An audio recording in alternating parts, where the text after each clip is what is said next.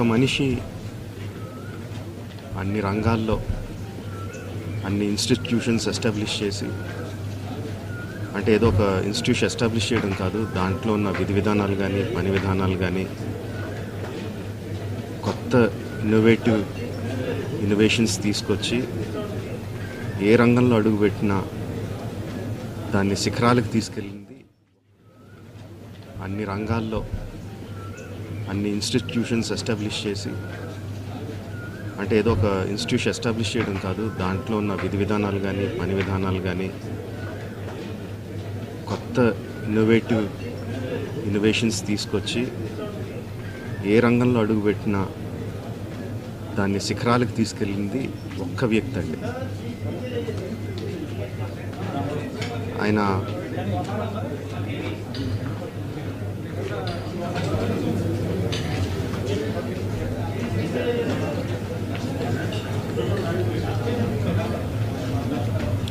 ఎంతోమందికి మార్గదర్శకంగా నిలిచారు,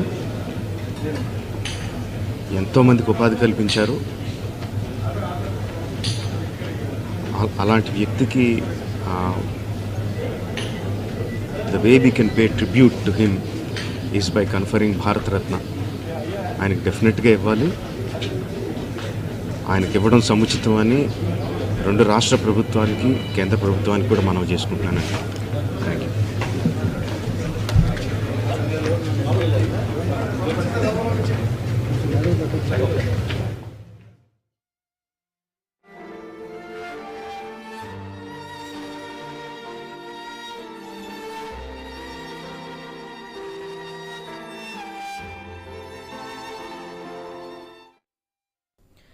ఈనాడు అధిపతి రామోజీరావు అనారోగ్యంతో కన్నుమూశారు. ఆయన వయసు 88 సంవత్సరాలు. గుండె సంబంధిత సమస్యలతో జూన్ 5న హైదరాబాద్లోని ఓ ప్రైవేట్ ఆసుపత్రిలో చేరారు. అక్కడ చికిత్స పొందుతూ జూన్ 8న శనివారం తెల్లవారుజామున 4:50 తుది శ్వాస విడిచారు.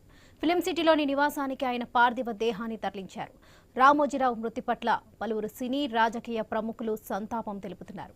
రామోజీరావు కృష్ణా జిల్లా పెదపారుపూడిలో 1936 నవంబర్ 16న ఓ రైతు కుటుంబంలో జన్మించారు. తల్లి వెంకట సుబ్బమ్మ, తండ్రి వెంకట సుబ్బారావు. రామోజీరావు స్థాపించిన రామోజీ గ్రూప్ ఆధీనంలో ప్రపంచంలోనే అతిపెద్ద cinema studio Ramoji film city ఉంది. 2016లో భారత ప్రభుత్వం రామోజీరావుకు దేశ రెండో అత్యున్నత పురస్కారమైన పద్మవిభూషణ్తో సత్కరించింది.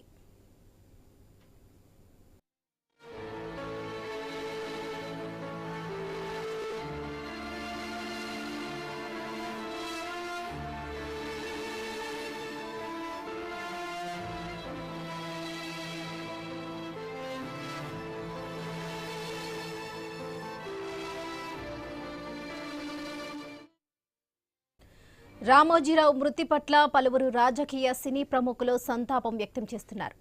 రామోజీరావు మృతి తీరని లోటని టీడీపీ అధినేత చంద్రబాబు అన్నారు. ఆయన మృతి పట్ల విచారం వ్యక్తం చేశారు. సామాన్య కుటుంబంలో పుట్టి అసామాన్య విజయాలు సాధించారని అన్నారు. తెలుగువారి జీవితాల్లో ఆయన అత్యంత చెరగని ముద్ర వేసుకున్నారని చంద్రబాబు కొనియాడారు. ఇదిలా ఉంటే కొద్ది రోజులుగా రామోజీరావు అనారోగ్యంతో బాధపడుతున్నారు. 2 రోజులుగా చికిత్స పొందుతున్న ఆయన ఈ తెల్లవారుజామున తుది శ్వాస విడిచారు. 1936